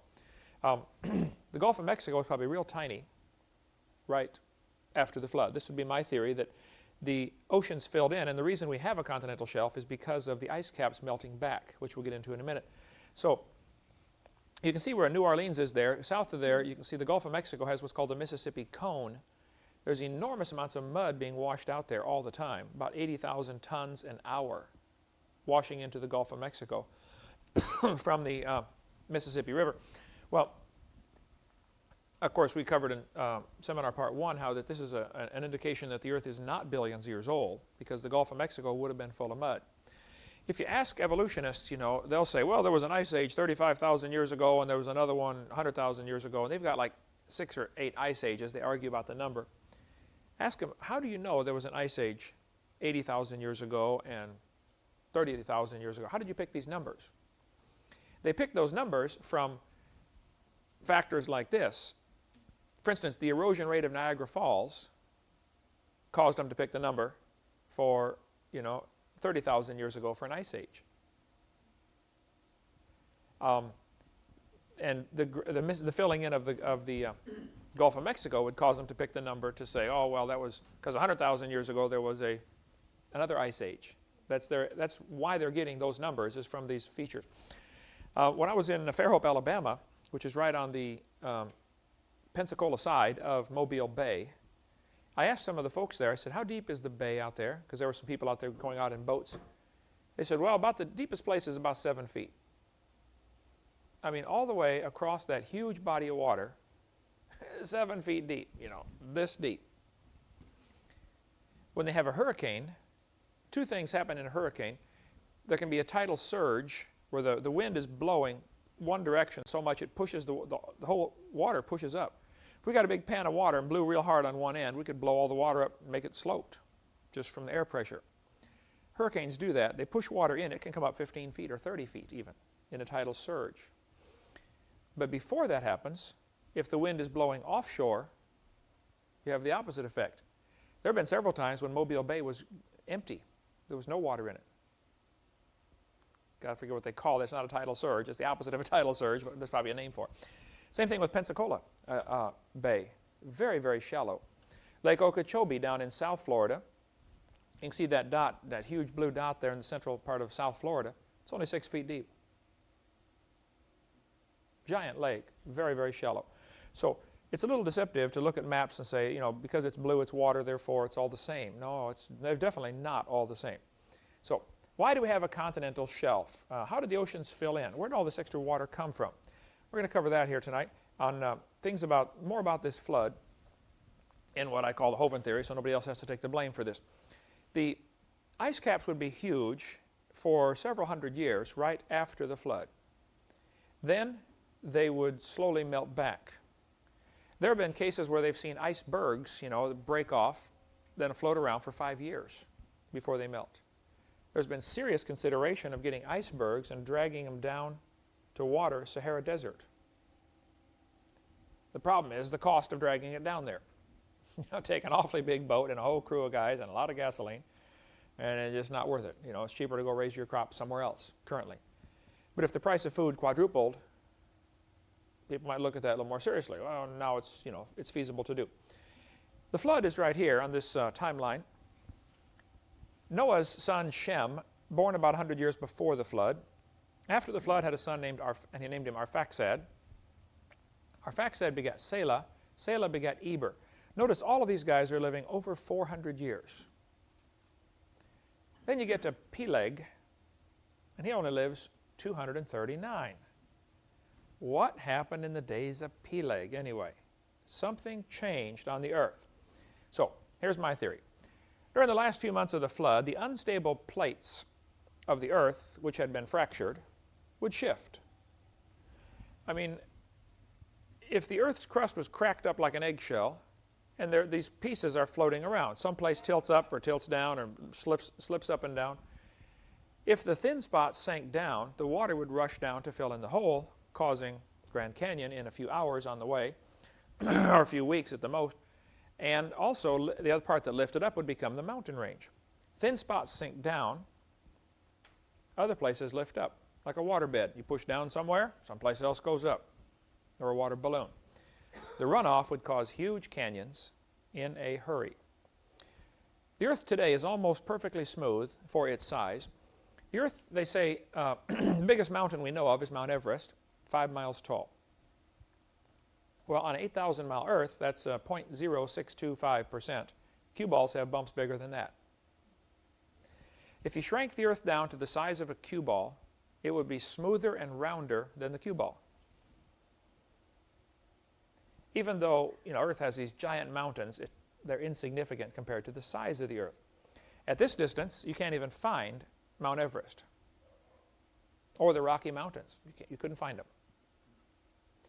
This runoff then would cause canyon features to be formed very quickly while the sediments are still soft. You go places out west. I've flown out west many, many times, and I just never tire of looking out the window of the airplane at these huge areas where it almost never rains, and yet it's obvious there's been enormous amounts of erosion here. I think all this stuff probably formed quickly. When I was in is it Lompoc or Lompoc? Lompoc, okay. I didn't stop and ask a local native, but you guys lived right by there. I was driving down this new highway they just put in. Been there a couple years, I think. And apparently they didn't get the sod planted in time, because off to the side I saw some erosion. So I walked up and took some pictures. As I got closer, I realized, man, we have a miniature Badlands. Probably after 1 or 2 rainstorms. All you need for erosion is lots of water and soft sediment. The softer the ground, the faster it erodes. Common sense. Here's Bryce Canyon. Tremendous erosion marks with these. The reason these pillars are sticking up is because there's a hard rock on top. If you have a hard cap on top, the water hits it and erodes everything beside it, but it can't erode right under that hard cap, unless, of course, it gets enough that it falls over. Did you guys stop in Colorado Springs and see Garden of the Gods on your way back? Have you seen that? My aunt lives there in Colorado Springs. We used to go there a couple times a year as a kid, all my life, Been all over those Garden of the Gods, climbing on those rock formations, which very obviously were, I think, from the flood in the days of Noah. The Mississippi River basin is gigantic. This whole purple area drains into the Mississippi River and comes out in New Orleans. And by the way, the Mississippi is trying desperately to change its course again, and they are spending a fortune to make it not change its course. They have giant projects to prevent this from happening. But Chicago is only 600 feet above sea level. 2 football fields. From here to the stop sign, that's the elevation of Chicago. Above Pensacola. Not much. Now, this 600-foot drop the Mississippi River goes through, it takes the Mississippi about 920 miles to drop from the equivalent latitude of Chicago down to New Orleans. So it's going to drop 600 feet in 920 miles. Not much. It's dropping 8 inches every mile. Because the Mississippi is flowing on such almost level ground, drops this far in a mile. Gravity pulling it down. The Mississippi River loops back and forth because of this low gradient, it's called meandering. If you built a dam across Grand Canyon, of course a giant lake would form. If you could build a dam across the Mississippi, You'd have to cover, probably all the state of Louisiana. It'd be an awfully big dam. But if you built a 600-foot high dam across New Orleans, Chicago would be on the beach from a giant lake that would form. That whole purple area would be underwater. Grand Canyon, as we mentioned, is obviously a breached dam. Textbooks always say it took millions of years to make Grand Canyon. That simply is not true, okay? The top of the canyon is about 4,000 feet higher than where the river enters the canyon. Rivers do not flow uphill. No way that river made that canyon. It had to be formed quickly as a lake overflowed, okay, a spillway. Grand Canyon is a washed out spillway, basically. And here's the map that they give out at Grand Canyon. If you go there, this is the map they'll give you to get around. The river enters the canyon 2,800 feet above sea level and flows south and then over to the left, to the west. The canyon rim is over 6,900 feet, up to 8,500 feet in places. At that point, the river is only 1,800 feet above sea level. So since the top is higher than the bottom, and the river runs through the bottom, and the top's higher than where the river enters the canyon, and rivers don't flow uphill, then that river did not make that canyon. It's just common sense. There's a picture of Grand Canyon. I just flew over it a couple weeks ago for about my 9th time, I guess. I just never tire of looking at that thing from the air. It's absolutely gorgeous to see. But basically, it's wasted real estate. What can you do with it besides look at it? That's about it, I was in Idaho, and I stopped at a bridge and took a picture of a massive canyon. This little creek at the bottom flows into the Snake River, where Evel Knievel tried to jump across, with his motorcycle. The Snake River, there's the Snake River there. I don't know if that's the place, but near there he tried to jump across with his motorcycle. Stupid. See, the rivers, though, are characteristic. You can tell things about the history of the river a little bit by the shape of the river. This textbook says, flowing through the Grand Canyon, the Colorado River provides a puzzle as to its stage of development. The river shows the wide looping meanders characteristic of an old age river. However, the valley walls are steep and V-shaped, characteristic of a youthful river. How might this apparent conflict of characteristics be explained? See, steep sides indicate it's fast-moving. Looping back and forth indicates it is slow-moving. And they wonder, how did that river make that canyon like that? Well, the river didn't make that canyon. Here's an aerial shot of Mississippi River, looping back and forth. Oftentimes, the loops actually get pinched off, and it flows straight across, leaving the loop behind. So now you got a problem. If on the right side it's Illinois, and on the left side it's Missouri, now a loop gets cut off. Who gets the loop? There's new farmland created. Is it in Missouri on the Illinois side of the river now? Take a close look at a map sometime. All along the Mississippi River, you'll see many areas that are colored to go to the state on the other side, because it used to be there. I think they finally now, most states have kind of made an agreement. Okay, now regardless of what the Mississippi does, this county, this property here belongs to our state. They pretty much have settled most of that. But it becomes a real problem if you happen to be living on one of these meanders. When it cuts it off, the lake that's left behind is called an oxbow lake. Who cares? Okay, that's the kind of stuff you study in earth science. Steep sides, though, indicate the river's probably very young or on high sloping ground, rapid sloping ground, so you get a steep sides to the river. So those would be a good quiz questions. Characteristics of a low gradient, meaning not very steep ground, stream, the characteristic is that it's looping back and forth. Characteristic of high gradient stream is steep sides on the river. Grand Canyon has both, loops and steep sides. And they can't figure out how it formed because they're assuming that the river made it. And the river didn't make it. The flood made it. This is from the phenomena of liquefaction we mentioned earlier. You had an earthquake in Japan. When the ground shakes, a lot of the water comes to the surface, and the whole surface of the ground becomes like putty. And the buildings sank in. See the building on the far right with the arrow pointing to it? The top is to the left. It is leaning over 60 degrees. That'll be tough to put the dishes away. in the cupboard. Building number 3 there is leaning over pretty good. I mean, how do you fix something like that? Jack it up, right? Liquefaction causes the ground to become like soup.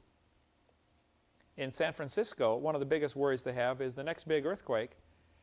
It's not going to hurt the folks who built on the mountains as much as those that built on the fill. See, for years, you want more properties expensive out there, so they build a dam, fill it full of dirt, pump all the water out, fill it full of dirt. You have new property. Like in Holland, you know, build a dike, pump all the water out.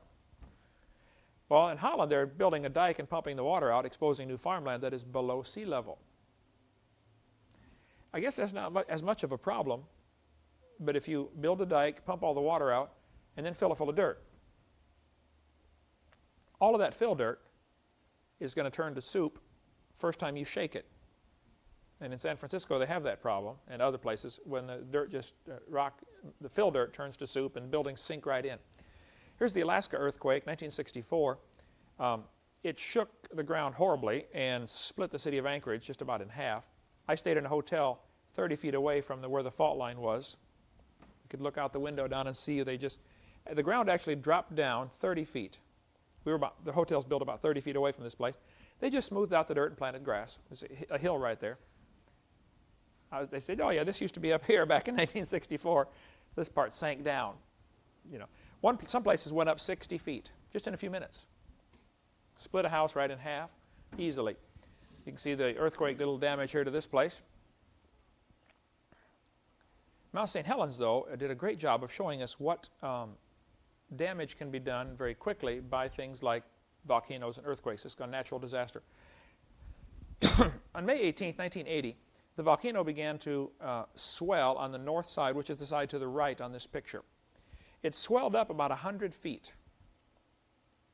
They'd been watching it and said, folks, this volcano's going to blow, get off of here. And they went around getting people off the volcano, or telling them they should get off. 60-some people did not listen and died when it finally blew. But there were many warning signs this volcano is going to explode.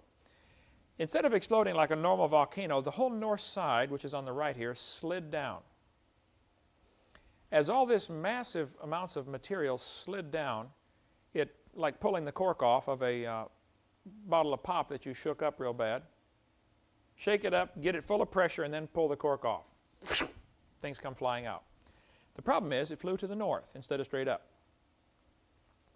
Ash and steam began coming out of the volcano as, at the same time, the side is sliding down. Enormous amounts of rock and debris sliding off the side. All this mud and rock and everything slid down, and ash began to come flying out. Ash and steam. As the steam and ash came flying out of this volcano, it made a massive cloud.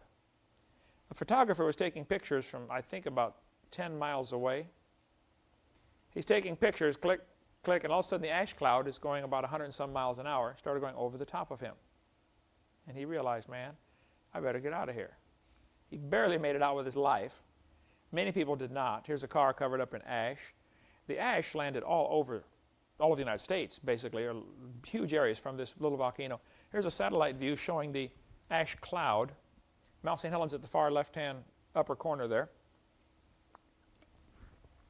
Lots of the ash landed in Idaho and all across southern Washington. This light yellow area shows where they got from a trace up to a ½ inch of ash from that one little volcano. Some areas got up to 5 inches. My sister lived north of the volcano. Now it blew to the north, but the wind caught it and blew it to the east. The volcano erupted toward the north, and the wind blew it toward the east. Some of it landed in New York City. Some of the ash did. It affected the weather patterns for quite a while. But you can see the spot there in Oklahoma where quite a bit of ash landed. That's interesting. Probably one of the things that caused that would be what's called the Coriolis patterns, Coriolis effect. As the Earth is spinning, hot air is rising and cold air is sinking, and they're actually up and down circular currents to the atmosphere that are hundreds and hundreds of miles wide. So the air rises off the equator, being hotter, sinks at the poles. If it weren't more complicated, then you just get a big circular pattern of air. It'd sink at the poles, rise at the equator, and life would be simple. The problem is, while this is happening, the Earth is turning. confusing things. And there are several places at 30 degrees latitude and 60 degrees where it makes a mini circle. At the equator, because hot air rises, the wind is generally blowing toward the equator. Not always, but that's a general rule of thumb. Well, if you're sailing along in your sailboat, everything's doing great. When you get to the equator, all of a sudden, the wind stops within a few hundred miles of the equator, because now it's not blowing anymore, it's blowing up, which doesn't do your sailboat any good. And so many people, in the old days, the ships were stranded there. And there's a name for that. Anybody know what that's called? That area where there's no wind? The doldrums is the name for the no wind, but those latitudes are called the horse latitudes. Anybody know why? They were stuck there for so long with no wind, they would be rowing these massive ships. Or they put the little rowboats out there and tie a rope to the big ship. Okay, guys, pull. And they threw horses overboard because, you know, it's going to take them weeks to get through here, and you couldn't afford to feed them. You're going to run out of food for your people. Horse latitudes. Or they ate the horses. Mount St. Helens on the far right here is 1 cubic kilometer of ejecta, it's called. That's the material that was blown out. This would be the ash, lava, etc. Mount Tambora did 80 cubic kilometers. Mount Krakatoa is the, as far as anybody's aware, this would be one of the loudest noises ever on the planet. That volcano is in Indonesia, down near Vietnam. When it erupted in 1883, it blew the entire mountain away. It didn't just blow a hole out, it blew the whole mountain off. It's gone. It made a tidal wave that went across the Indian Ocean. Let me grab the globe here. The tidal wave went across the Indian Ocean 2,000 miles an hour. Volcano erupted here in Indonesia. The tidal wave went all the way across the Indian Ocean and hit this island, Madagascar. A 90-foot tidal wave. People are over here. Absolutely no warning whatsoever. All of a sudden, a 90-foot wave comes in. What's that going to do to the folks that live along the beach? Going to make a problem, right? Killed, I think, 36,000 people on Madagascar. No warning whatsoever. When that happens, that's called a tsunami, T-S-U-nami. Japanese word for big wave, I guess. I don't know what it's for. But there's a misnomer. Some people call it a tidal wave. It's not technically a tidal wave. A tidal wave is caused by the tide, okay? But we call it a tidal wave. Actually, it's a tsunami that's caused by an earthquake or a volcano. Rapid movement of the earth sends this wave out very rapidly. And people in San Francisco in the earthquake, the ones that survived, one guy, his testimony, he was up in a real tall building looking out the window, and the ground began to wave. Just he thought he was on the ocean because the ground itself is waving up and down. And he could see it coming toward him. And all of a sudden, his building began to shake and broke and fell down. And he happened to survive. Okay, who cares? The ash blown out of Mount St. Helens was pretty interesting. The mud and ash and steam were the big problems from this volcano. Here you can see a picture of a mud slide sliding down the side of the volcano. This rapid mudslide did enormous damage down there. I've been to it a couple of times since it happened. It tore trees up like they were nothing, you know, toothpicks, and boulders and trucks and everything moved down in this mud flow. Here's a semi that got caught in the mud flow. Boss is going to be mad about that, I can tell you right now. Looks like the semi is parked up against a motorhome. The guy came home to visit. I went and visited an A-frame house, which the people just had almost done, ready to move into, and the mud flow came down the river and filled their house halfway full of mud. They just abandon it. You can if you ever go to Mount St. Helens, you can stop on the road up there to Mount St. Helens. You can stop and see the A-frame house. It's still there, half full of mud. Probably for sale, cheap. Okay. Here, this picture in the center, you can see Mount St. Helens, crater with lava dome.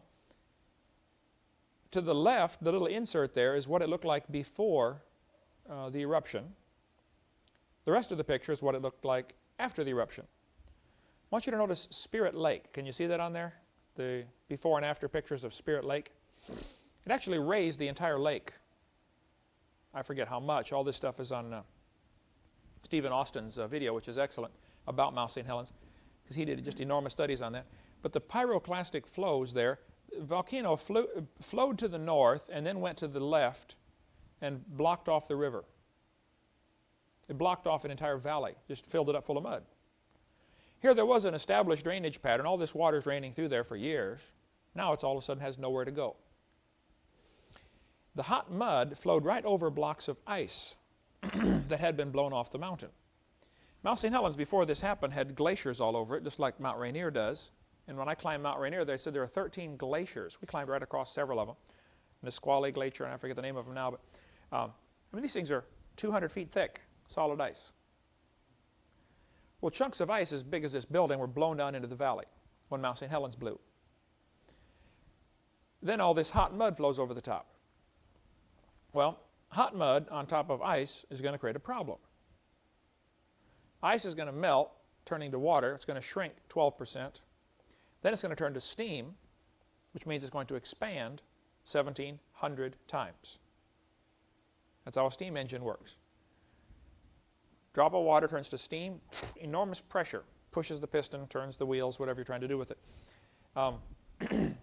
This hot mud over the top of these blocks of ice created a problem. The ice began to explode as it tried to expand under the hot mud. There were explosions that were so loud people thought the volcano was erupting again. After the explosion, the ice explosion, there would be a pit there, which everything would slump back in.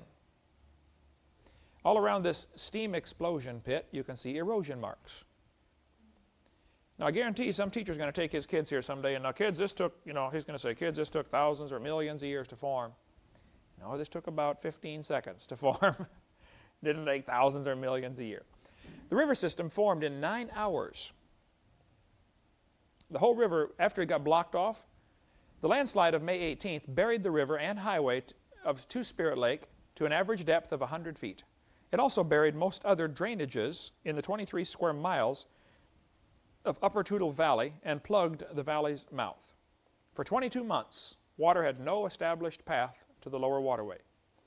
Then on March 19th, 1982, almost 2 years later, an eruption melted a large snowpack that had accumulated in the crater over the winter. The waters mixed with loose material on the slopes of the mountain, creating an enormous mud flow. In 9 hours, while no one watched, the mud flow carved an integrated system of drainages over much of the valley and reopened the way to the Pacific Ocean. The drainages included at least 3 canyons 100 feet deep. One was nicknamed the Little Grand Canyon of the Toutle because it was a 1/40th scale model of the Grand Canyon. There are quite a few different Little Grand Canyons, okay? There's a Little Grand Canyon in Georgia. We talked about that last class. There's a Little Grand Canyon in Pennsylvania. There's a Little Grand Canyon in Washington State. This river was blocked off. When it finally got deep enough to go over the top, it began to carve out canyons, gullies, in a hurry. This canyon formed in just a few hours. It's 1,000 feet wide, 140 feet deep, 2,000 feet long. Once water starts going over a dam, erosion can take place very, very quickly. Here's a Grand Canyon in Yellowstone National Park, Wyoming, another Little Grand Canyon, I think they call it. That probably formed in a couple of hours as the flood went off. Didn't form slowly over millions of years. In the sides of these canyons, you can see layers of rock. Here's the drainage pattern that the mud flow did in 1982 in Mount St. Helens. Here's a person standing on the edge looking down into this massive canyon, which formed just in 9 hours. At the bottom, you can see a person down there for scale. Above her head, there are all sorts of layers. Now, all of these layers were formed quickly as the mud flowed in, and the canyon formed quickly as the water washed through. I guarantee you some teacher's going to bring his kids here someday and say, boys and girls, each layer is a different year, so this represents thousands of years of accumulation. No, this represents, a few minutes of a mud flow. There's a little river at the bottom of this canyon. And if you think that little river made that big canyon, you are mistaken. And if you think the little Colorado River made that big canyon, you are just as mistaken. It didn't do it, okay? These things are evidence of a massive flood. The trees that were blown down by Mount St. Helens was pretty impressive. It blew so many trees down, loggers went in there to pick up whatever logs could be salvaged. When I was there, in 2000, what month was I there? Doesn't matter, I was there. Here it is 20 years after the eruption. I went up to see Mount St. Helens again. There are still thousands and thousands of trees laying all over. Been there for 20 years, got blown down. The trees flowed into the river, many of them, and blocked off rivers every place. Here's some semi-trucks next to some of these big logs. And if you've never been to Washington or Oregon to see the huge trees on the western coast of the United States, you won't know what I'm talking about. But those trees are enormous. Brother Pratsuk, did you live on the west coast, California or Washington? You never lived there, did you? I just was over there, but not You were over there, you didn't live there, okay. These are enormous trees. There's all sizes up there, but loggers went in there to pick up the trees. And I've heard different numbers, but several people have said, yeah, they think they picked up 900 truckloads of trees every day for 7 years and only got 10%. I sat by a guy in the airplane flying back from Seattle one time. I was preaching out there. I said, you know, what do you do for a living? We're going to be together for 3 hours, so I always talk to people on airplanes. He said, I work for Weyerhaeuser Lumber Company. I'm one of the vice presidents. I said, really? I said, did Mount St. Helens affect you guys? He said, yeah, we lost, I forget how many hundreds of acres of wood got blown down. I said, well, what'd you do? He said, well, we went in there to salvage whatever we could. You know, we paid to plant all those trees, and we've been harvesting them for years. He said, it's very interesting. The government owned quite a bit of the property, and we owned quite a bit of the property. The government said, oh, we're going to let nature take its course. We're not going to touch it. They left theirs. Weyerhaeuser and other paper companies and lumber companies went in there, picked up all the dead trees, planted new trees right away. Today, on the privately owned land, the trees are 20 feet tall and doing very well. Established forest, okay? Many of them 30 feet tall. On the government land, because they didn't plant right away, they just said, let nature take its course. The topsoil eroded off. Now they won't even start growing. Their trees are 2 or 3 feet tall. The ones that in many areas are ruined. Leave it to the government to mess things up, right? Here you can see at the very bottom the crater Mount St. Helens made. That's the way it looks today. Then at the top you can see Spirit Lake. Off to the left is this debris deposit where all this mud flowed in there. In Spirit Lake, there were possibly 1 million, certainly many, many thousands of trees that were blown into the water. You could actually walk across the water on all these logs. And Spirit Lake is a huge lake. Here you can see the logs floating in Spirit Lake. There's a postcard from Mount St. Helens in the background, still smoking just a little bit. My brother-in-law is a pilot. We flew down inside the volcano, flew around, smells like rotten eggs, you know, the sulfur coming out of there. This was a couple years after the eruption. We went down in. The trees will drift back and forth. Some days the wind is blowing one direction and blows them to this side, and a week later it blows them to the other side. This massive log mat, 2,000 acres, is floating around in this lake. Still there today. 20 years later, they're still there, some of them. Thousands of the trees began floating in the upright position. Here's some upright floaters, and they begin to sink to the bottom. As they get soaked full of water, they sink down. Scientists estimate there are 20,000 trees at the bottom of Spirit Lake. Many of them are already buried 15 feet deep, and they're standing up. None of them grew there. But it looks like they did. Looks like a forest. But there are no roots, just little stubs of roots because the trees was yanked out. After the break, we'll talk a little bit more about the trees in Spirit Lake and try to finish this section on the flood in the days of Noah. Let's take a little break. See you in a minute.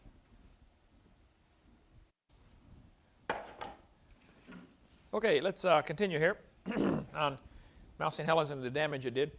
They estimate that Mount St. Helens was the same as an atomic bomb going off every second for 9 hours. And it's a small volcano by volcano standards.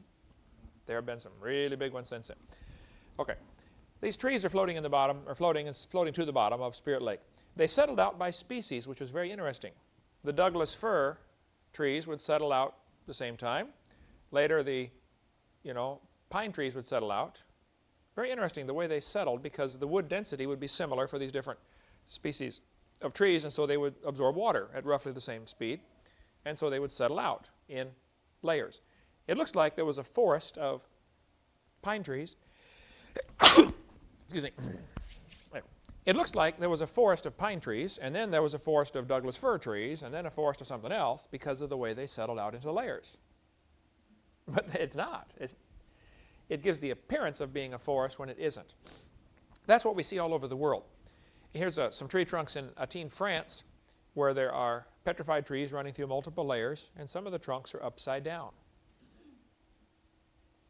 Those trees did not grow there. All over the world we find petrified trees in the vertical position extending through many rock layers. California near Santa Barbara has lots of them. Also, fish fossils in Santa Barbara extending through several layers of algae fossils. You can read the text there from a Bob Jones Earth Science textbook here. You guys were in Santa Barbara. Yeah. Along the beach years ago, there was a large number of petrified trees, vertical, exposed. As soon as they're exposed, the next thing is them to fall off. The beach erodes back a little bit. So they're never exposed forever. I mean, I'm not aware of any. They get exposed and then they fall down and the beach keeps eroding back. But petrified trees standing up are pretty common. We covered that earlier in seminar part 4. Here's some from Joggins, Nova Scotia, where there are scores of them. Here's the St. Etienne, France picture showing many vertical trees running through many different layers of rock. Now the textbooks are going to say each of those layers is a different age. Here you have proof positive they are not a different age. Some of the trees have root stubs, as if the tree was jerked out, broke all the roots off, and then was redeposited. Exactly what is happening at Mount St. Helens. The standing petrified trees in Yellowstone National Park are very interesting. There's one place, when I was up there, you can see me standing next to one here, one place where there are 27 consecutive layers of layers containing petrified trees standing up. 27 consecutive layers. The evolutionists have always said, see, these trees average 500 years old apiece, because they count the rings, petrified wood. So they'll say, you see, this layer here had to be here for at least 500 years, and then sediments came in, new forest grew on top, and that lasted 500 years. And then sediments came in and a new layer on top, and you take 500 years times 27, that's more than 6,000. That proves the Bible's wrong. That's their logic. Now, slow down just a minute. What if all of those trees were 500 years old? When the flood came, they all settled out into layers, and this all represents one flood. Now, it doesn't prove the earth is more than 6,000 years old. These are pretty common to find these petrified trees all over. Here's the Specimen Ridge, Yellowstone National Park. 27 consecutive layers. They don't have any roots, or little root stubs maybe, but no complete root systems under these trees. And oftentimes they extend up into layers above it. And you could put 2 and 2 together and go through and find layer 1 and 2 and 3 are connected by this tree. Layer 3, 4, and 5 are connected by another tree. And layer 4, 5, and 6 are connected by another one. By going through and putting the pieces together, you could prove easily all of these layers formed at the same time. If the tree ever falls down, let's say you get a tree petrified, standing up, years later, the dirt washes away from around it. Now it's going to fall over, right? When it falls over, it's going to break. Petrified forests all over the world are often with trees laying down, and they're broken up into logs. I don't know if you've ever cut down a tree for firewood or not, but when you cut a tree down, it does not break up into logs for you automatically. How many notice that phenomena when you cut the tree down? Okay, let's see. Can you, under the screen, is that one wrapped in plastic, that big piece of petrified wood? I'm tied into a microphone here, but if you could bring me that one. That was just given to me here 2 days ago, was sent to me. I saw it a few weeks ago. The guy that sent it to me has a letter with it. This is pretty fascinating. I've been wanting to get one of these for my museum. The large one, yes. I know it's pretty heavy. And take that paper. Yeah, the letter too. Yes, sir. He said, Brother Hovind, I have some petrified wood, that has chop marks on the end of it. This tree was chopped down. I said, man, I would love to get one for my museum. And you can see, looking on the end of this log, here's the letter the guy sent me about the petrified log. Thank you, sir. Where it was chopped down with the hatchet marks on the end. There's another one down there on the floor. This wood, he's got the story here. This site was harvested in the 1950s, from 1958 to 59, and this is apparently a log that got left behind and happened to get covered up with mud and petrified in less than 30 years. He said they replanted it with pine because they had harvested the hardwood, oaks and stuff like that. They replanted it with pine. The men unearthed this log under a few inches of earth by accident when dragging out the logs. The men who did this were James Lloyd and L.D. Ford, who still live in the area, although their fathers have since deceased. This is from Knoxville, Tennessee, Memorial Baptist Church. Sent me this here just a couple days ago. Don't want to sit and hold that for the whole class period. So that's one of the strange things we get around here. This is from Bob Easley in McDonald, Tennessee. If you don't believe me, his phone number is 865, can't read it here, 573-8061. Call him a liar if you'd like, but he was there, you were not. Okay. These petrified forests are pretty common. I've been to many petrified forests, one in Florida, Mississippi, all over Arizona, Texas. There's mountains of petrified wood. Petrified wood, I think, happened because of the flood. Had to be buried relatively quickly in order to petrify before it had time to rot. This picture shows a couple scuba divers getting ready to go scuba diving under the log mat floating in Mount St. Helens, in the river, in the lake there, Spirit Lake. You can see the tops of their heads at the bottom of the picture there. They're going to go scuba diving under these logs. They notice, of course, the logs are floating back and forth in the lake, rubbing against each other, which is going to do what? Take the bark off. Exactly right. At the bottom of Spirit Lake, when they went down there, there was a layer of bark 3 feet deep. 3 foot thick layer of bark. How'd that get there? From the trees that were floating over the top, right? Coal can form in just a few hours. There's an article in Chemical Technology in 1972 about how to form coal in a few hours. Argonne National Laboratory showed that coal can form by heating wood, clay, and water for 36 weeks to only 150 degrees. If you get higher temperatures, it forms faster. During the flood, you would have massive log mats as big as Texas floating around because huge forests were uprooted during this flood. They'd float around for months. As they floated across the ocean, it would leave a debris trail behind it. Sticks, leaves, limbs, logs, bark. That debris trail is going to turn into coal. Coal is almost always found in layers, best explained as being a sedimentary deposit put down during the time of the flood in the days of Noah. This picture from a textbook, or from Reader's Digest here, is what is called karst topography. On the left, you can see the caves form in limestone. The earth does have many layers. That's not the question. The question is, how did it get that way? And I think the flood is the best explanation. To the right at the bottom, you can see the plume sticking up into it. Sometimes there are salt plumes. Sometimes there are sand plumes extending right through the layers of rock, distorting them. And you get into all that in earth science class, which is fascinating. I debated a lady, I debated a woman named Dr. Eugenia Scott, who is the president of the National Center for Science Education. Watch that name because they're the ones who, they were founded by Carnegie back 100 years ago, I think. Their purpose is to keep creation out of schools. That's why they exist. During the debate, she said to me, she said, Dr. Hovind, there are 80 separate layers of coal in the Midwest. She's right.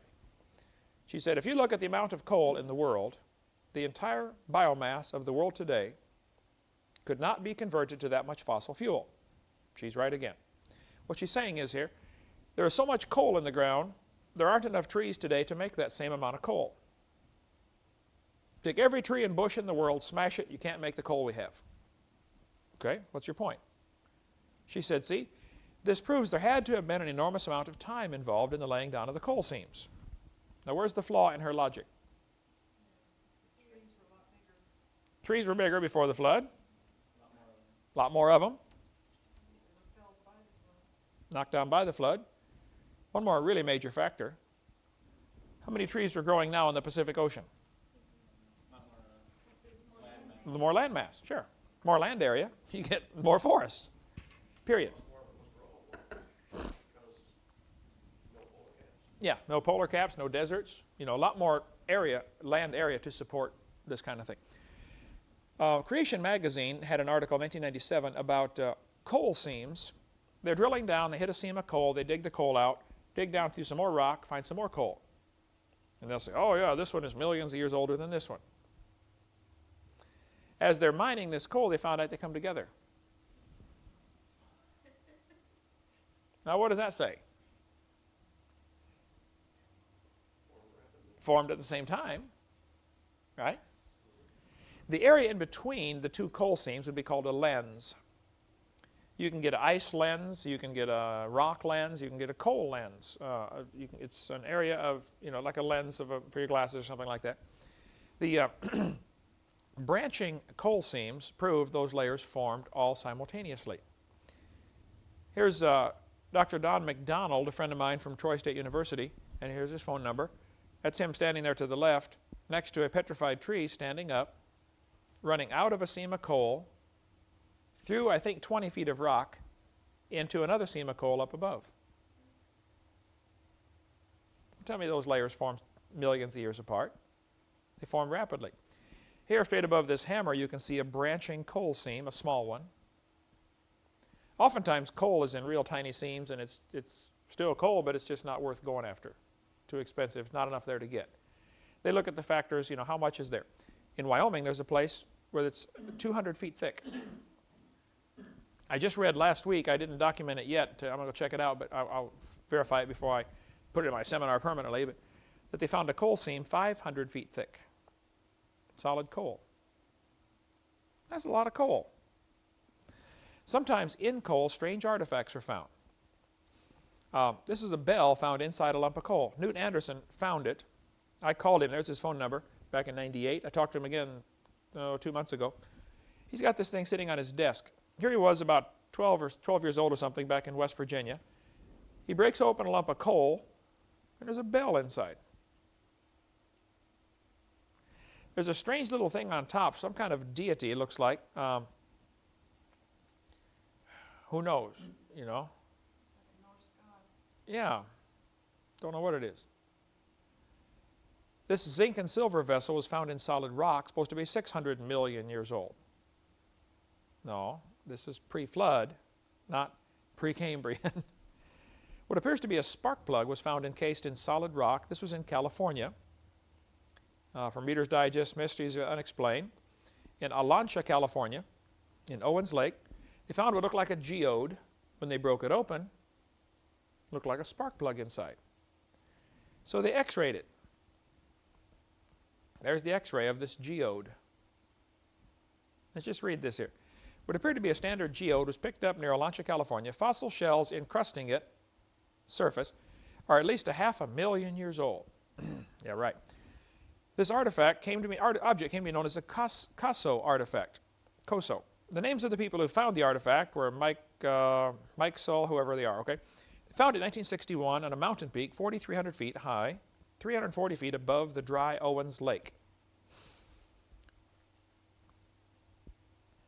Geologists think that about 1,000 years ago, Owens Lake was as high as the top of that peak. Currently, no professional scientist has ever investigated the artifact. Even though it is found to be magnetic, it's quite similar technologically to a modern-day ceramic supercomputer capacitor. June 11th, 1991, Mrs. Culp found a gold chain inside a lump of coal. One year when I was up visiting my brother who lives in Illinois, that's where I grew up, I got the phone books and called every Culp in Illinois. trying to find out what happened to this thing. Who has the gold chain? I found out some people who said, oh yeah, I remember seeing that. I knew about that. Grandma had that. I don't know where it went. Last time I saw it was 1959.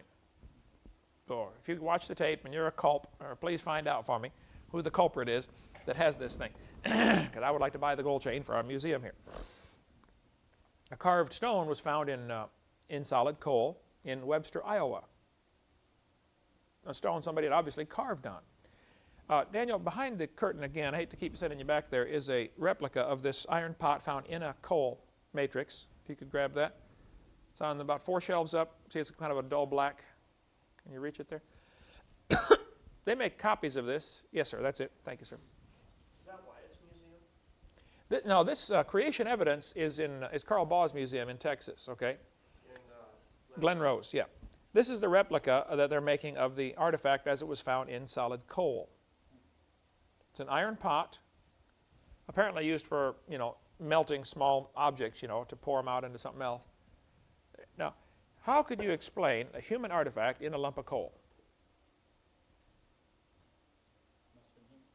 Must have been a human before the coal was formed. And that would be people before the flood. American Weekly, 1922, ran this article. New York Sunday American. The sole of a shoe from Nevada. The stitching pattern was clearly visible, including the twist of the thread. The rock was 213 to 248 million years old. Now, Michael Cremo, who wrote this book, Hidden History of the Human Race, is a Hindu. I've talked to him several times. The book is excellent, by the way, on strange things that are found out of place. Michael Cremo spends enormous amount of time documenting things that are found that shouldn't be there. But he believes the standard geologic column. He really believes that rock is 200 million years old. So, the conclusions he came to is aliens visited the planet 200 million years ago. Why not question the idea that the rock is 200 million years old? Why do you accept that and come to these wild other conclusions? When they found dinosaurs, when Mackall went to Africa, said there are dinosaurs still living in Africa. He came back and said, it's amazing they survived for 70 million years. The thought never entered his mind. Hold it. Maybe your whole theory is baloney, okay? Genesis 8 says the water assuaged. This is a very interesting word. The water did not just go down or dry up. What happened to the water after the flood? Well, next week we'll talk more about what happened to the water after the flood and try to finish up what's on our videotape number 6. Then we can get into the question and answer session on carbon dating and stuff like that coming up next.